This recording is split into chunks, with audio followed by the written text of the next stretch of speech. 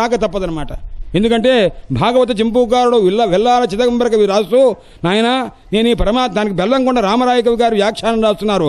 అపభ్రంశ నేను అపభ్రంశాపి వర్ణా హరిగా నా దూషణ పదం యాంతి. నేను పొరపాటున అపభ్రంశ వర్ణాలు రాసిన కృష్ణ పరమాత్మ కథలు కాబట్టి నేను అపభ్రంశుణ్ణే అవుతాను అన్నారు. అపభ్రంశుడు అంటే భ్రంశం అంటే నాశము, అపభ్రంశం అంటే నాశరహితుడిని అవుతాను. అంటే నేను పొరపాటు రాసిన ఆ పొరపాటు పదాలు మంచి పదాలుగానే పరిణమిస్తావు తప్ప విపరీతంగా కావు అన్నారు. అందుచేత పరమాత్మ తాలూకు కథ చెప్పేటప్పుడు లౌకికమైనటువంటి అందరికీ తెలిసే మనం తెలుగు భాషలో చెప్పుకున్నా అందులో కొన్ని పదాలు వేస్తుంటారు. అది రహస్యమైన ముందు చెప్పేసుకుంటాను నేను. అదేమిటి అంటే మహాభాగవత, పరీషన్ మహారాజుకి ఎక్కువగా ఉపయోగించే పదం ఇది. సుఖయోగింద్రుల వారు చెప్తున్నారు, సూతుల వారు చెప్పారు. ఎందుకంటే నాయన మహాభాగవతుడు పుట్టేవారు ఎవరయ్యా? భాగవతోత్తములు ఉంటారు, భాగవతులు ఉంటారు, మహాభాగవతుడు చాలా కోట్లలో ఒక్కడుంటే గొప్ప అనమాట. అలాంటి మహాభాగవతుడు ఇలా ఒకసారి అన్నారు, 4 సార్లు అంటారు. అందుచేత సీతామ్మవారిని వాల్మీకి అంటారు. ఆమె ఎలాంటిది? అసితే క్షణ అంటుంటారు. అంటే రామచంద్రమూర్తి కళ్ళను వర్ణించాడు, ఆ సీతామ్మవారి కళ్ళను వర్ణించాడు, మిగతా వాళ్ళని వర్ణించాడు. కానీ సీతామ్మవారి కళ్ళను వర్ణించేటప్పుడు ఆ కళ్ళల్లో ఒక దయ, ఆ దయాతో కూడుకున్నటువంటి ఒక ఆనందం, ఆ తల్లి యొక్క చూపులు చూస్తే చాలా దివ్యమైన ఆనందం కలుగుతుంది. ఆ విషయాన్ని తెలియజెప్పడం కోసం ఇదే పదాన్ని ఎక్కువసార్లు ఉపయోగిస్తుంటారు. అది ఆ మహానుభావుని యొక్క హృదయం, అది వాల్మీకి హృదయం. ఆ రకంగా ఇక్కడ కూడా చెప్తున్నారు నాయన. అయితే ఇప్పుడు సౌనకుల వారు అడుగుతున్నారు, ఏ రకంగా నిధనంచే యథైవాసీత్ స ప్రేత్య గతవాన్యథ. ఆ మహానుభావుని యొక్క పుట్టుక చెప్పండి, ఆయన చేసిన పనులు చెప్పండి, ఆయన ఏ రకంగా అస్తమించాడో చెప్పండి. ఈ విషయం తదిదం శ్రోతమిచ్చామః గదితం యది మన్యసే. అయ్యా మీరు చెప్పాలని అనుకుంటే మేము వినదలుచుకొని ఉన్నాం. వినడంలో మాకు ఏ రకమైన అలసత్వం లేదు. మీరు చెప్పాలని మీరు అనుకుంటే మేము అడిగిన ప్రశ్నలకు సమాధానం దయచేసి, అంటే అడిగే రీతి చూడండి, అయ్యా ఈ ప్రశ్నలు మాకున్నవి, ఈ ప్రశ్నలకు సమాధానం చెప్తే మేము వింటాము అన్నాడు. బ్రూహిన శ్రద్ధధానానాం యస్య జ్ఞానమదాచ్యుక. నాయన అలాంటి మేము చాలా శ్రద్ధగా వినడానికి మేము కుతూహలమై ఉన్నాము. కాబట్టి ఎందుకంటే ఆ మహాను యస్య జ్ఞానమదాచ్యుక, ఏ పరీక్షన్ మహారాజునకు సుఖయోగేంద్రుల వారు జ్ఞానోపదేశం చేశారో అలాంటి పరీక్షన్ మహారాజు యొక్క జన్మ, ఆయన చేసిన కర్మ, ఆయన తాలూకు విధానము, శాపం తాలూకు ప్రభావము ఏ రకంగా ఉందో, ఆయన ఏ రకంగా దేహాన్ని విడిచిపెట్టి మోక్షాన్ని పొందారో ఆ విషయమంతా చెప్పవలసింది అన్నాడు. భాగవతం మొట్టమొదటిలో ప్రథమ స్కంధంలో సూతుల వారిని సౌనకాది మహర్షులు 6 ప్రశ్నలు అడిగారండి. 6 ప్రశ్నలు అడిగారు. పరమాత్మ ఇస్తారు, ఈ లోకంలో మా జ్ఞానం పొందాలంటే ఏం చేయాలి, భగవంతుని యొక్క స్వరూపం ఏమిటి, భగవంతుని యొక్క అవతారం ఏమిటి, భగవంతుని యొక్క లీలలు ఏమిటి, ఆ భగవంతుడు ఏ రకంగా దేవకీదేవి గర్భంలో పుట్టి లీలలు చేశారు, ఆ తర్వాత పరమాత్మ యొక్క దివ్య వైభవాల తర్వాత పరమాత్మ దేహాన్ని విడిచిపెట్టిన తర్వాత భాగవంతు కృష్ణ పరమాత్మ ఎక్కడున్నారు అని 6 ప్రశ్నలు వేశారు. ఒక్కొక్క ప్రశ్నకు 2 స్కంధములు సమాధానం, 6 ప్రశ్నలకు 6 రెళ్ళు 12 స్కంధములు సమాధానం అనమాట. ఆ స్కంధాల గురించి చెప్తూ షట్ప్రశ్నాః సమాధేయః యతః శ్రీమద్భాగవతం షడక్షరం అన్నారు. శ్రీమద్భాగవతం శ్రీ మా భ గ వ తం మొత్తం 6 అక్షరాలు. 6 అక్షరాలకు 6 ప్రశ్నలు, 6 ప్రశ్నలకు 6 రెళ్ళు 12 స్కంధములు సమాధానం. ఈ రకంగా చెప్తున్నారట. అందుచేత అప్పుడు మహానుభావుడు బ్రూహిణః శ్రద్ధధానానాం యస్య జ్ఞానమదాచ్యుక. ఆ శ్రద్ధగా మేము వినదలుచుకున్నాము.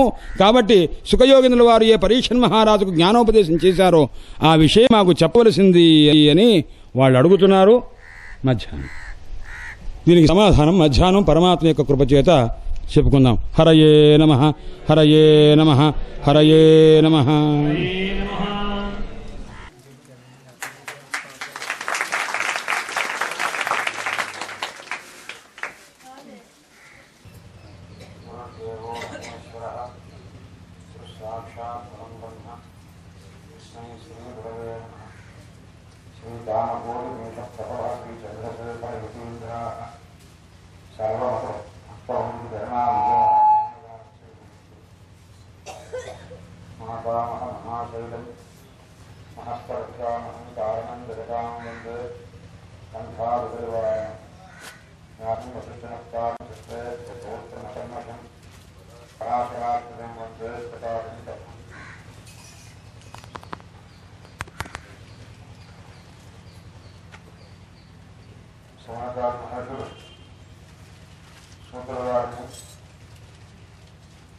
పరీక్ష మహారాజు యొక్క జన్మ వృత్తాంతాన్ని, ఆయన చేసిన రాజ్య పరిపాలనా విధానాన్ని, అంతేకాకుండా సంబంధించిన కథని కూడా చెప్పవలసింది అని అడిగారు. దానికి సూతుల వారు సమాధానం చెప్తూ ఉన్నారు.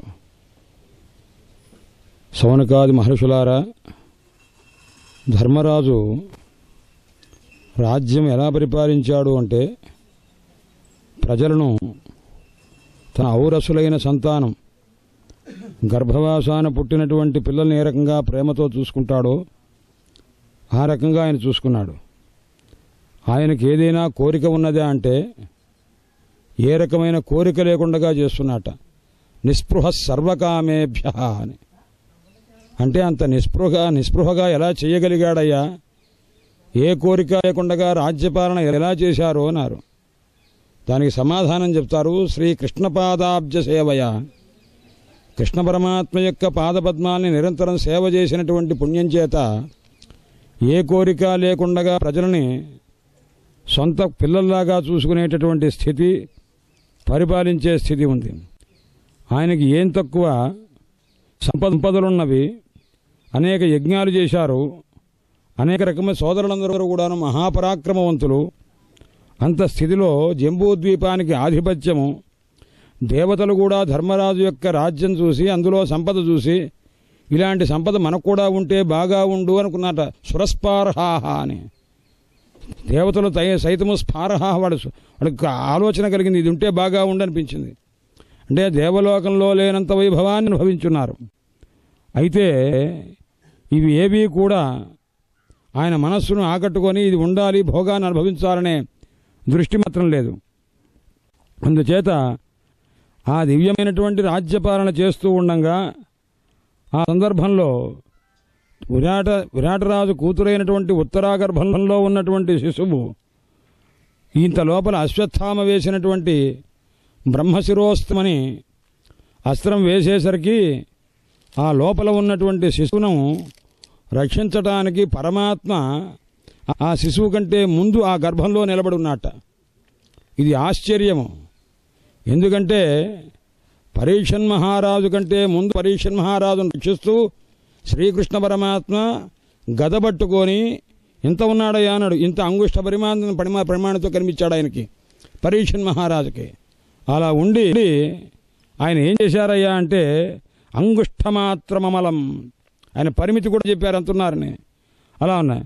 ఎలా ఉన్నాడే దివ్యమైన బంగారు కిరీటం పెట్టుకొని ఉన్నాడు. ఆ స్వరూపంలోనే మనోహరమైనటువంటి స్వరూపము, మెరుపు తీగ ఏ రకంగా ఉంటుందో అంత కాంతిగా ఉందిట.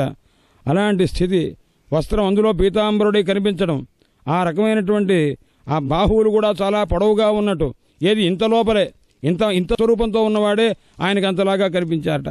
అలాంటి మహానుభావుని చూచాడు కాబట్టే బయటకు వచ్చిన తర్వాత నన్ను కడుపులో ఉండంగా రక్షించిన పరమాత్మ ఏడి అని వెతుకుతూ వచ్చాట పైకి. అప్పుడు శీర్షోదయం అయినప్పుడు ఆ రకంగా చూసుకున్నట్ట. అందుచేత మహానుభావుని చూచారు. చూస్తే ఆయన ఎలా ఉన్న పరిభ్రమంతం ఉల్కాభం. భాగవతంలో ఒక విచిత్రం ఏమిటంటే, ప్రథమ స్కంధంలో శ్రీకృష్ణ పరమాత్మ పరీక్షిత్తున కంటే ముందుండి ఒక గదను పట్టుకొని గిర తిప్పుతున్నట. ఎంత వేగంగా తిప్పుతున్నారంటే ఆ అశ్వత్థామ వేసినటువంటి అస్త్రము ఈ పిల్లవాడికి ఏమాత్రం తగలకుండా దూరంగా వెళ్ళిపోవాలి అనే ఉద్దేశం. అలా చేస్తుంటే అది ఎలా తిరుగుతుంది అంటే విష్ణు చక్రం ఎంత వేగంగా తిరుగుతుందో అంత వేగంగా తిరుగుతున్నదిట. ఈ మాట ఇక్కడ అంటారు. దశమ స్కంధంలో పరీక్షన్ మహారాజు అడుగుతారు, నన్ను తల్లి గర్భంలో ఉండి సుదర్శన చక్రం చేత రక్షించిన ఆ మహానుభావుని కథ చెప్పండి అంటాడు. ఇప్పుడు కథతో తిప్పుతున్నాడు అన్నారు. అక్కడేమో ఆయన పరీక్షన్ మహారాజు ఏమడిగాడంటే, నన్ను సుదర్శన చక్రంతో వేగంగా రక్షించిన మహానుభావుడు కథ చెప్పు అంటారు. అంటే ఇప్పుడు దీనికి దానికి తేడా వచ్చింది. ఇది చెప్పేది సూతుల వారు, అది సాక్షాత్తు కడుపులో ఉండంగా చూచిన పరీక్షత్తు. అదేమిటంటే ఈ మాటకి ఆ మాటకి తేడా వచ్చిందంటే దానికి అర్థం ఏం చెప్పారంటే, అక్కడ సుదర్శన చక్రం ఎంత గిరగిర వేగంగా తిరుగుతుందో అంత వేగంగా గద తిప్పినటువంటి కృష్ణ పరమాత్మ కథ చెప్పండి అని దానికి అర్థం. దీన్ని బట్టి ఇక్కడ స్పష్టంగా చెప్పారు గద అని చెప్పిన్నారు కాబట్టి. అందుచేత ఆ పరిస్థితిలో ఎలా ఉన్నాడు, మిషతో దశమాస్య 10 మాసాలు ఆ లోపల ఉన్నటువంటి వాడు ఇలా ఉంటుండగా అతను రక్షించి ఆ బ్రహ్మశిరోస్త్రం అతనికి ఏ రకంగా తగలకుండగా దాన్ని పోగొట్టారు పరమాత్మ. ఆ రకంగా రక్షణ చేసి పరమాత్మ అక్కడి నుంచి పరీక్షన్ మహారాజు కంటే ముందున్నటువంటి ఆ పరమాత్మ అంతర్ధానమయ్యారు. అంతర్ధానం అయ్యేసరికి అప్పుడు ఆ రకమైనటువంటి సమస్తమైనటువంటి అనుకూలత ఏర్పడింది. ఆయన కాస్త ఆవిర్భవించారు. రాజ్ఞో వంశధర పాండోర్భూయ పాండురివోజస. ఎలా పుడాడయ్యా అన్నాడు. అంటే మళ్ళా పాండు మహారాజు ఎంత కాంతితో ఆవిర్భవించారో మొదట్లో ఆ రకమైనటువంటి కాంతితో దివ్యమైనటువంటి స్వరూపంతో పరీక్షన్ మహారాజు ఆవిర్భవించారు. ఆయనకి మొదట ఏం పేరు పెట్టారు అన్నారు. ఎందుకంటే తల్లి కడుపులో ఉంటుండగానే విష్ణుమూర్తి చేత రక్షింపబడ్డాడు అన్న విషయం తెలిసింది. ఇది ఎవరు చూశారు? లోపల చూసింది పరీక్షన్ మహారాజే. ఉత్తరాదేవికి కూడా లోపల రక్షించాడు, ఈ రకంగా చేశాడన్న సంగతి ఆమెకు కూడా తెలియదు. మరి ఋషులందరూ కూడా విష్ణువు చేత రాత అంటే రక్షింపబడ్డవాడు, గ్రహింపబడ్డవాడు కాబట్టి ఇతని పేరు విష్ణురాతుడు అని పేరు పెట్టారు. విష్ణునా రాత విష్ణురాత. విష్ణువు చేత రాత అంటే గ్రహింపబడ్డవాడు, దగ్గరికి తీసుకోబడ్డవాడు అనగా రక్షింపబడ్డవాడు. సుఖయోగింద్రుల వారికి ఒక పేరుంది, ఆయన పేరు బ్రహ్మరాతుడు అని పేరు. ఒకరు బ్రహ్మరాతుడు, ఒకరు విష్ణురాతుడు. బ్రహ్మరాతుడు అంటే బ్రహ్మ అంటే జ్ఞానము, మోక్ష సంబంధమైన జ్ఞానాన్ని, రాత అంటే దానం చేసినవాడు, ఇచ్చాడు. అంటే భాగవతం అనేటటువంటి ఒక దివ్యమైనటువంటి బ్రహ్మజ్ఞానాన్ని ఉపదేశం చేశాడు కాబట్టి ఆయనకు బ్రహ్మరాతుడు అని, విష్ణువు చేత రక్షింపబడ్డాడు కాబట్టి ఆయనకి విష్ణురాతుడు అని పేరుందనమాట. అయితే ఇక్కడ పరీక్షన్ మహారాజుకి విష్ణురాతుడు అని ఒక నామకరణం చేసిన తర్వాత మనం తస్మాత్ నామ్న విష్ణురాత. పరీక్షిత్ అన్నది ఆయన వచ్చేటప్పుడు చూసినటువంటి విధానాన్ని బట్టి పరీక్షిత్ అని పేరు పెట్టారు. కానీ ఆయన పేరు విష్ణురాతుడు అనేటువంటి మాటే మొదట ఉన్నది. ఈ రకమైన పరిస్థితి చూసిన తర్వాత ధర్మరాజుకి ఈ పిల్లవాని యొక్క అంటే వీళ్ళందరికీ తెలిసింది, బ్రహ్మశిరోస్త్రం వేయటం మాత్రం తెలిసింది. దాన్ని రక్షించింది ఎవరు? ఈ పిల్లవాడు బయటికి ఎలా వచ్చాడు అంటే ఇది కేవలం కృష్ణ పరమాత్మ ఇంకెవరు చేస్తే అయ్యేది కాదు. అందుచేత విష్ణుమూర్తి అయినటువంటి పరమాత్మ చేత రక్షింపబడ్డాడు కాబట్టి వీడికి విష్ణురాతుడు అని పేరు పెట్టాలి అని వాళ్ళ పెద్దలంతా కూడా అనుకున్నట్టు. అందుచేత ఆ మహాభాగవతోత్తముడైన పరీక్షన్ మహారాజునకు విష్ణురాతుడు అని పేరు పెట్టారు. ఇప్పుడు ధర్మరాజు వారు ఆ పురోహితులు పెద్దవాళ్ళంతా వస్తే మహానుభావులతోటి ఆయన ఏం చేశారంటే, స్వామి ఈ పిల్లవాడు పుట్టాడు, ఆరోపురుడు అయిన తర్వాత జ్యోతిశాస్త్రవేత్తలను పిలిచి అసలు ఈ పిల్లవాడి యొక్క స్థితి ఎలా ఉంటుంది, ఏమిటి, ఇతని జాతకం ఏమిటి ఒక్కసారి చెప్తారా అని అడిగారు. అడిగితే ఆ మహానుభావులంతా బ్రాహ్మణోత్తములంతా చెప్పారు, నాయన ఇక్కడ ఒక పెద్ద వరస ఇచ్చారు, ఆయన పరిస్థితి ఎలా ఉంటుంది, ఆద్యంతము పుట్టుక దగ్గర నుంచి ఆయన చివరి దాకా ఎలా ఉంటాడో మొత్తం వరస వాళ్ళు చెప్పేశారు. భవిష్యత్తు దర్శనం చేసినటువంటి మహనీయులంతా అతని గురించి చెప్పారు. నాయన ఇతను సామాన్యమైన వ్యక్తి కాదు, ఆయన అగ్నిలాంటి తేజస్సు కలిగినటువంటి వాడు, మృగేంద్రయ విక్రాంతో పరాక్రమం సామాన్యమైనటువంటిది కాదు, ఒక సింహం లాంటి వాడు, అలాంటి పరిస్థితి అని చెప్పి, ఇదే కాదు భూదేవి కంటే కూడా గొప్ప సహనం కలవాడు. ఈ మాటలన్నీ వినాలి, ఎందుకంటే ఇన్ని లక్షణాలు చెప్పిన వ్యక్తి ఒక పొరపాటు జరిగినటువంటి స్థితి ఉంటుంది. ఎందుకు జరిగింది, ఇన్ని గుణాలు కలిగిన వాడని చెప్పిన తర్వాత ఎందుకు పొరపాటు చేశాడనే విషయం మనం తెలుసుకోవాలి. ఎలాంటి వాడయ్యా అన్నాడు. తితిక్షరు వసుదేవాసు. భూదేవికి ఎంత సహనమో అంత సహనం కలిగినటువంటి వాడు. ఎలాంటి వాడయ్యా అన్నాడు. తల్లిదండ్రుల వలె అంత సహనం కలిగిన వాడు ప్రపంచంలో ఎవడు ఉండడు. బ్రహ్మదేవునితో సమానమైనటువంటి స్థితి ఉన్నది ఈయనకి. ఎలాంటి వాడు, ఈశ్వరునితో సమానమైనటువంటి వాడు అనుగ్రహించడంలో. అలాంటి మహానుభావుడు భవిష్యత్తులో కలిపురుషుణ్ణి నిగ్రహిస్తాడైనా. అందుచేత నిగ్రహీత కలేరేష, కలి నిగ్రహిస్తాడు.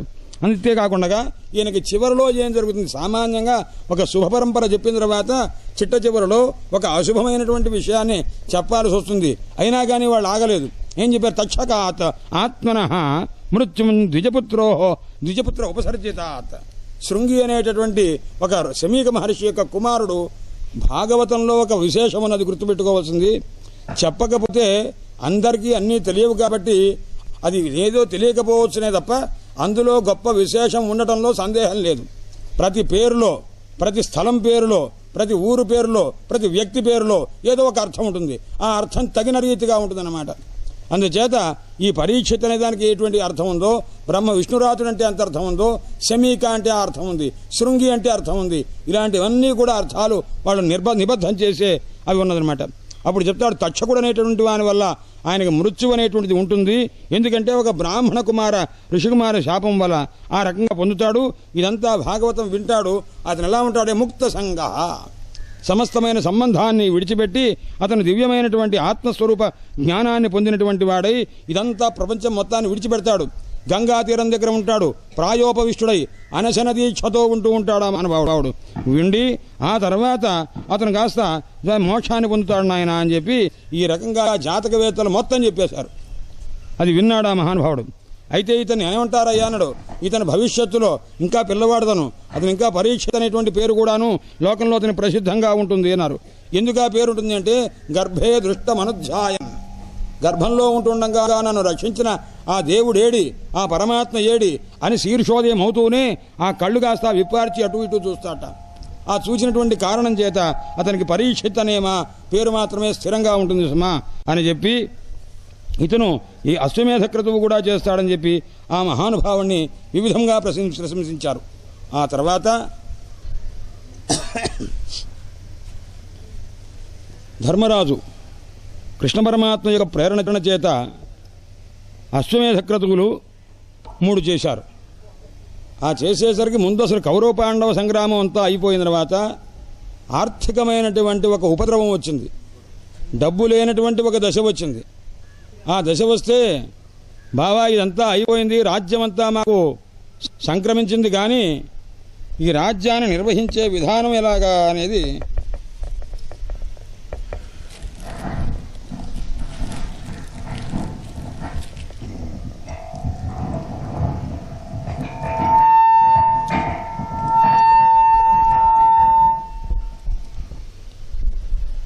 ఈ రాజ్య నిర్వహణ ఎలాగా అన్న విషయంలో కొద్దిగా సంకటంగా ఉన్నది. అంటే కృష్ణ పరమాత్మ ఒక మాట చెప్పారు, నాయన ఇక్కడ సమీపంలో ఒక దివ్యమైనటువంటి ఒక నివేశం ఉన్నది, అందులో మహాధనమంతా ఉన్నది, తెచ్చుకోండి అన్నారు.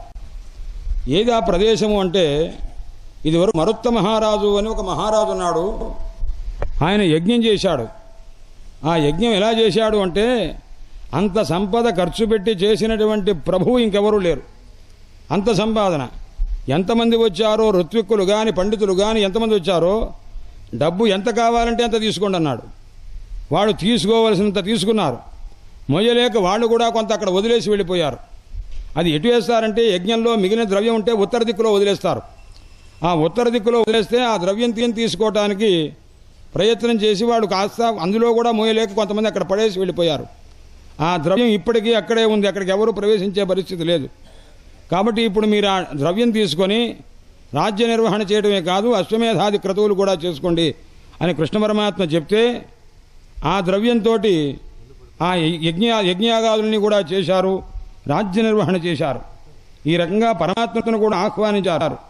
అప్పుడు పరమాత్మ వచ్చారు, ఆ ఆయన సన్నిధానంలో ఇంత చేశారు. కృష్ణ పరమాత్మ వచ్చి ఎంతకాలం ఉన్నారయ్యా అన్నారు.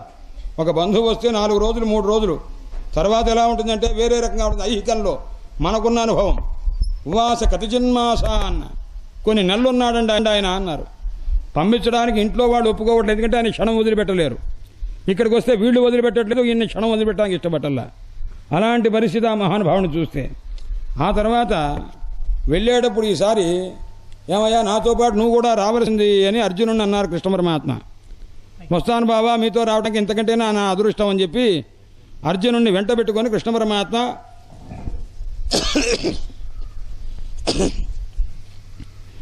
ద్వారకకు వెళ్ళారు. వెళ్ళాడు అర్జున యదుభిర్వృత, అర్జునుడితో కలిసి యదువీరుతో కలిసి వెళ్ళారు. శ్రీమద్భాగవతే మహాపురాణే పరీక్ష జన్మాద్యుత్కర్షో నామ 12. హరయే నమః హరయే నమః హరయే నమః. తరువాత ఇంకొక ఘట్టం ప్రారంభమవుతున్నది. ఇప్పుడు విదురుడు తీర్థయాత్రలు చేస్తూ ఉండగా కురుపాండవ సంగ్రామము, తర్వాత యదువంశమంతా కూడా తగ్గిపోవటం ఇదంతా కూడా జరిగింది. ఆ సందర్భంలో విదురుడు తీర్థయాత్రలు చేశాడు. 36 సంవత్సరాలు తీర్థయాత్రలు చేశారు. తెలుసుకొని మైత్రేయ మహర్షి దగ్గరికి వెళ్ళారు. శ్రీమద్భాగవతాన్ని విన్నారు. ఆ కథ 3వ స్కంధంలో విస్తారంగా వస్తుంది. ఆ తర్వాత అదంతా అయిపోయిన తర్వాత హస్తినాపురానికి వచ్చారు. ఇక్కడ కౌరవుల యొక్క నాశమంతా కూడా అయిపోయింది, ఈ యుద్ధమంతా జరిగింది. వచ్చేసరికి హస్తినాపురంకి వచ్చేసరికి అక్కడ వాళ్ళంతా ధర్మరాజాదులంతా కూడా మహా సంతోషపడ్డారు. విదురుడంటే ఎంత ఇష్టం అంటే ఇంతంతనరాని ఇష్టం వాళ్ళకి. అలాంటి మహానుభావుడు జాతైక భక్తిర్ గోవిందే, కృష్ణ పరమాత్మ యందు ఎంత భక్తో మహాభక్తుడు ఆయన. అలాంటి బంధుం ఆగతం దృష్ట్యా వాళ్ళు చూచారు. కృష్ణ పరమాత్మ మహాభక్తుడైనటువంటి ధర్మపుత్రుడు ఆయన ధర్మాలు చూచాడు. అన్నదమ్ములందరితో కలిసి వచ్చాడు. ధృతరాష్ట్రుడు వచ్చాడు, యూత్సు వచ్చాడు, మొదలైన వాళ్ళంతా వచ్చి ఆడవాళ్ళు కూడా గాంధారి, ద్రౌపది వీళ్ళంతా వచ్చి నమస్కారం చేశారు. అందరూ వచ్చి పాండు సుతులు కానీ పాండురాజు యొక్క బంధువులు కానీ అందరూ వచ్చి ప్రత్యుజ్జగ్ము ప్రహర్షేణ. ఎలా ఉంది అంటే శరీరంలో నుంచి ప్రాణాలు పోతే ఆ ఎగిరిపోయే ప్రాణాలు మళ్ళా తిరిగి వస్తే ఎలా ఉంటావో ఆ విదురుడు వచ్చేసరికి వీళ్ళకి ఎలా ఉందంటే పోయిన ప్రాణాలు తిరిగి తమ శరీరంలో ప్రవేశిస్తే ఎంత అదృష్టం బతికానరా అని అనుకుంటామే అంతలాగా ఆయన ఆదరించారట. అంటే ఆ రకమైనటువంటి ఆదరాన్ని పొందగలిగినటువంటి మహామనీషి విదురుడు. అందుచేత ఆయన అలాంటి వాడు తీర్థయాత్రలు చేశాడు. తీర్థయాత్రలు చేస్తే ఆయన వెళ్ళటం చేత ఆ స్థలమునకు పవిత్రం చేసి అంటే తరింపజేసేటటువంటి స్థితి ఆ క్షేత్రానికి కలిగింది. అంటే తీర్థయాత్రలు పెద్దలు ఎందుకు చేస్తారు ఋషులు అంటే వాళ్ళు వెళ్ళడం చేత ఆ తీర్థము యొక్క గొప్పతనం మరింత పెరిగి పాపనాశకత్వాది మహాధర్మాలన్నీ దాంట్లో ఉంటాయిట. అందుకోసం ఈ మహానుభావుడు వెళ్ళాడు అని చెప్తుంటారు. వాస్తవంగా మామూలుగా ఉండే స్థితి ఏమిటన్నాడు ఉత్తమ సహజావస్థ అని అంటారు. సహజావస్థ అంటే ఆత్మజ్ఞానం పొంది ఆత్మానుసంధానం చేయడం మొట్టమొదటి స్థితి. మధ్యమ ధ్యానధారణ, ధ్యానము ధారణ ఈ యోగ ప్రక్రియను అనుసరించి చేయడం అనేది మధ్యమైనటువంటిది. అధమ మూడవది ఏమిటయ్యానడు ప్రతిమా పూజ అంటే దేవతార్చన, ఇదంతా మూడవ రకమైన స్థాయి. నాలుగవది ఏమిటి అంటే తీర్థభ్రాంతి రథమాధమ అని అంటారు. అని అంటే మొట్టమొదటిది ఆత్మజ్ఞాన అనుసంధాన ఆత్మస్వరూప అనుసంధానం చేసుకోవటం అని అందుకోసమని. కానీ ఇలాంటి మహానుభావులు ఎందుకు వెళ్ళారయ్యా అన్నారు. తీర్థమును తీర్థంగా చేయడం కోసం ఆయన వెళ్ళాడు. అలా వెళ్ళిన సందర్భంలో వీళ్ళందరూ తిరిగి వచ్చేసరికి ఆయన దగ్గరికి చేరి నమస్కారం చేసి ధర్మరాజు దగ్గరికి వచ్చాడు. అయ్యా స్మరిస్తున్నావా, మమ్మల్ని అప్పుడప్పుడు స్మరిస్తుంటావా స్వామి? యుష్మత్ పక్షఛాయా సమేధితాన్ చెప్తున్నారు. అయ్యా మీ రెక్కల చాటున బ్రతికిన వాళ్ళం పెరిగిన వాళ్ళం మేము అని ధర్మరాజు విదురుడి దగ్గరికి వచ్చి పాదాలు పట్టుకొని అడుగుతున్నాడు. యుష్మత్ పక్షఛాయా సమేధితాన్, మీరు ఇట్లా మమ్మల్ని పిల్లలందరినీ దగ్గరికి తీసుకుంటే మీ రెక్కల యొక్క స్పర్శ చేత మీ దగ్గర చేరి ఉండడం చేత మేమంతా పెరిగామండి బాబాయ్ అని ఆ రకంగా ఆయన ప్రార్థన చేస్తూ అంత యుష్మత్ పక్షఛాయా సమేధితాన్. ఇంతేకాదు మాకు ఎప్పుడు ఆపదలు వచ్చినా ఆ ఆపదల నుంచి బయటపడే రీతిగా మమ్మల్ని చేశావు, అంత అనుగ్రహించావు. నీ వంటి వాళ్ళు తీర్థయాత్ర ఎందుకు చేస్తారు అంటే తీర్థీకుర్వంతి తీర్థాని, తీర్థముని తీర్థములుగా చేస్తారు, తరింపజేసే కాబట్టి తీర్థములు అని దానికి వ్యుత్పత్తి. అందుచేత ఆయన మమ్మల్ని అప్పుడప్పుడు గుర్తుపెట్టుకుంటావా అని తర్వాత కృష్ణదేవతా, కృష్ణ పరమాత్మే దేవుడుగా కలిగినటువంటి యాదవులంతా కులాసాగా ఉన్నారా, వాళ్ళ పరిస్థితి ఏమిటి అదంతా చెప్పవలసింది అని అన్నారు. కానీ అప్పటికే యదువంశమంతా నిర్మూలమైపోయింది. అయితే ఈ విషయాన్ని ఇప్పుడు విదురుడు ధర్మరాజుకి చెప్పొచ్చు, కానీ చెప్పలేదు ఆయన. ఎందుకంటే ధర్మరాజు ఈ మాటలు విని కష్టపడతాడు, బాధపడతాడు. ఇతని బాధను చూడటం ఇష్టం లేక అతను ఆ విషయం తెలిసినా కానీ చెప్పకుండా ఉన్నాడు. ఆ రకం యథానుభూతం క్రమశః అంతా తెలుసు ఆయనకి. నా వేదయత్ సకరుణ చెప్పలేదు ఆ మాట. ఎందుకంటే దుఃఖితాన్ ద్రష్టుమక్షమ. నాయన యదువంశం లేదురా అబ్బాయి, కృష్ణ పరమాత్మ ఆయన కాస్త అంతర్ధానం అయ్యారు, వైకుంఠానికి వెళ్ళారు. ఇలాంటి మాటలు కనుక చెప్తే అతను ఎంత దుఃఖపడతాడో ధర్మరాజు పరిస్థితి అంతా తెలుసు. అందుచేత కొంతకాలం అంతా కూడా ఉన్నాడు, కొన్ని రోజులు ఉన్నాడు అక్కడ. అయితే వాళ్ళకి ఈ విషయం చెప్పకుండా దాచి ఉన్నాడు. ఇలా ఉంటూ ఇక్కడ అయిపోయింది. ధర్మరాజాదులందరితో మాట్లాడాడు. ఇప్పుడు ధృతరాష్ట్రుడు గాంధారి ఉన్నటువంటి ఒక గృహం ఉన్నది. ఆ గృహంలోకి వెళ్ళాడు. అక్కడికి వెళ్ళేసరికి ఆ ధృతరాష్ట్రుడు కూర్చొని ఉన్నాడు. కూర్చొని ఉంటే ఎవరయ్యా ఇప్పుడు వెళుతున్నది ఈ సందర్భంలో చెప్తారు, సూతుల వారు చెప్తున్నారు. వెళ్ళేది ఎవరంటే ఒక మహానుభావుడయ్యా, యమధర్మరాజు యొక్క మనుష్య రూపమే విదురుడు అని తెలుసుకో అని. ఎందుకంటే శ్రీధరస్వామి వారు ఈ కథ రాశారు. ఆయన పూర్వకాలంలో మాండవ్యుడు అని ఒక మహర్షి ఉన్నారు. ఆయన బ్రహ్మ విద్యాసంపన్నుడే కాకుండా గాయత్రీ మంత్రాన్ని అనుష్ఠానం చేయడంలో మహాదివ్యమైనటువంటి శక్తి కలిగిన వాడు. అలాంటి మహానుభావుడు ఆశ్రమంలో కూర్చొని తపస్సు చేసుకుంటే కొంతమంది దొంగలు ఆ సమీపంలో ఉన్న రాజుగారి యొక్క ధనాగారంలో ప్రవేశించి దొంగతనం చేసి అది మూటగట్టుకొని పరిగెత్తుకుంటూ వెడుతుంటే రాజభటులు చూసి వెంటాడారట వాళ్ళని. వెంటాడితే ఆ ముంటలు కాస్త మొయ్యలేక అది తీసుకెళ్లి తిన్నగా ఈ మాండవ్య మహర్షి ఆశ్రమం దగ్గర పడేసి వాళ్ళు పారిపోయారు. పారిపోతే ఈ రాజభటులు మాండవ్య మహర్షి ఇది ప్రేరేపించి దొంగతనం చేయించి ఉంటాడని చెప్పి అతన్ని కాస్త పట్టుకుపోయారు. పట్టుకుపోతే ఆ రాజుగారు ఏమిటి ఈ రకంగా జరిగింది అంటే ఆయన సమాధానం ఏం చెప్పలా. చెప్పకపోయేసరికి వెంటనే ఆయన అన్నారు, అయితే సాక్ష్యం కనిపించింది ఉన్నది ఆయనే కాబట్టి అయితే ఈయన శూలప్రోతం, ఈయన కాస్త ఉరి తీసేసాం, శూలం చేత పొడిచి సంహారం చేసే పరిస్థితి, ఆయనకు ఉరి శిక్ష లాంటి ఒక శిక్షను విధించారు. విధించేసరికి ఆ మహానుభావుడు చూచాడు, ఏమిటి వీడు నన్ను చేసేది అని అనుకున్నారు. అయితే ఆయన మీద అనేక రకములుగా ఈ మరణించడానికి తగిన ప్రయోగాలు చేస్తే ఆయనకి ఏ రకమైనటువంటి గాయం కలగల, ఏ రకంగా కూడా ఆయన మృత్యువు రాల. అప్పుడు భయపడిపోయాడు ఆయన. భయపడిపోయి రాజుగారు నమస్కారం చేసి, అయ్యా నన్ను క్షమించవలసింది, నేను పొరపాటు చేశానన్నారు. నాయన నిన్నేమీ అనను, నీకేమీ శాపం పెట్టను, అసలు నాకు ఈ కష్టాన్ని కలిగించినటువంటి వాడు, పుణ్యపాప కర్మల యొక్క ఫలాన్ని ఇచ్చినటువంటి వాడు ఇక్కడ ఎవరయ్యా అంటే యమధర్మరాజు. ఆ యమధర్మరాజుతో మాట్లాడతా, నీవేంతరా నాయన నిన్నవన్ను అని అన్నారు. అనేసరికి అప్పటికి ధన్యుడయ్యాడదను ఆ రాజుగారు. ఇప్పుడు యమధర్మరాజు కబురు చేశాడు ఆయన, అంటే ఆవాహన చేయటాన్ని ఉంటారు కదా, ఆ రంగా పిలిచాడు. పిలిచేసరికి యమధర్మరాజు వస్తున్నాడు. యమధర్మరాజు ఎందుకు ఈ మాండవ్య మహర్షి నన్ను పిలిచాడా అని అనుకుని మనస్సులో కొద్దిగా ఆలోచించాడు.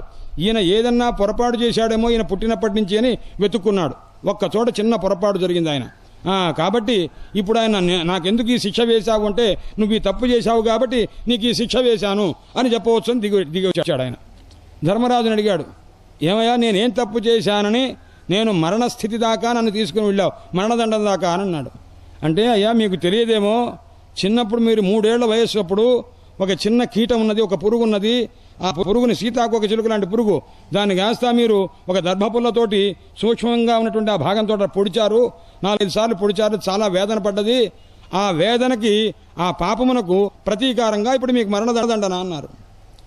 మహానుభావుడు మాండవ్య మహర్షి, నాయన ఎంత పని చేశావు, నీకు ధర్మం తెలుసునా, ఏదైనా పాపం చేస్తే దానికి శిక్ష వేయడం తెలుసునా, ఇలాంటి 3 సంవత్సరముల వయస్సు కలిగిన పిల్లలు ఏదైనా పొరపాటు తెలియకుండా చేస్తే ఆ చేసిన దానికి ఉలికిపాటుతో వచ్చిన ఏకాహిక ద్వ్యాహిక త్రియాహిక చతురాహికాది జ్వరములు వస్తవి తప్ప అంతకంటే ఎక్కువ శిక్ష ఇవ్వడానికి భావ్యం కాదు అని చెప్పి సహేతుకంగా చెప్పి, ఇలాంటి 2 రోజులు 3 రోజులు పిల్లలు ఉలిక్కిపడి జ్వరం వస్తుంది కదా, తద్వారా వాడు చేసిన పాపములన్నీ తెలియక చేసిన పాపాలు నష్టమైపోలే. ఇలాంటిది నన్ను ఈ వయస్సులో ఇంత పని చేశావు కాబట్టి నువ్వు ధర్మ నిరూపణంలో, ధర్మానికి అధర్మానికి తగినటువంటి శిక్ష ఇవ్వడంలో నీవు అనర్హుడవి కాబట్టి నువ్వు ఈ లోకంలో ఉండటానికి వీలేదు. 100 సంవత్సరముల పాటు మనుష్య లోకంలో ఒక దాసీపుత్రుడు వై పుట్టి నువ్వు కాలక్షేపం చేయవలసింది అని శాపం పెట్టాడు. చూడండి, సమస్త ప్రపంచమునకు సమస్త లోకాలకి ఆ ధర్మాధర్మములను బట్టి పుణ్యపాప విచారం చేసి ఆ శిక్షని ఇచ్చేటటువంటి యమధర్మరాజు భారతదేశంలో ఒక మహాముని, గాయత్రీ ఉపాసనా తత్పరుడు, బ్రహ్మనిష్ఠుడు మాండవ్య మహర్షి అనేటువంటి ఆయన చేతిలో ఆయన దగ్గరికి వచ్చి ఒక శిక్షను పొంది వెళుతున్నాడు అన్నమాట. ఆ శిక్షను పొంది వెళ్ళినప్పటికీ కూడా ఆ జన్మ సంస్కారం ఏదైతే ఉంటుందో, అంటే యమధర్మరాజుగా ఉన్నప్పుడున్న జన్మ సంస్కారము ధర్మాధర్మముని చెప్పడము, ఆ హితాన్ని చెప్పడం అనే సంస్కారం, అది దాసీపుత్రుడుగా పుట్టినప్పటికీ కూడా ఆ విదురుడికి విదుర నీతులు అని పేరు. ఆయన నీతే చెప్తాడు, హితమే చెప్తాడు. అందుకోసం ఆ మాట పరిచయం చేస్తున్నారు. భ్రాతుర్జ్యేష్ఠస్య శ్రేయస్కృతో, అన్నగారికి పెద్దన్నగారైన ధృతరాష్ట్రుడికి శ్రేయస్సు చేయాలనే ఉద్దేశంతో ఆయనకి సంతోషం కలగజేయాలి. కొద్దిగా కష్టంగా ఉంటుంది మాట, అయినా సరే అని వచ్చేసాడు ఆయన. యమధర్మరాజు యమలోకంలో నుంచి మనుష్య రూపం పొందించి వచ్చున్నాడు. అయితే ఇక్కడ ప్రశ్న వేస్తారు, ఏమండి ఆయన అక్కడి నుంచి ఇక్కడికి వచ్చేస్తే యమధర్మరాజు చేసే పని ఎవరు చేశారు అన్నాడు.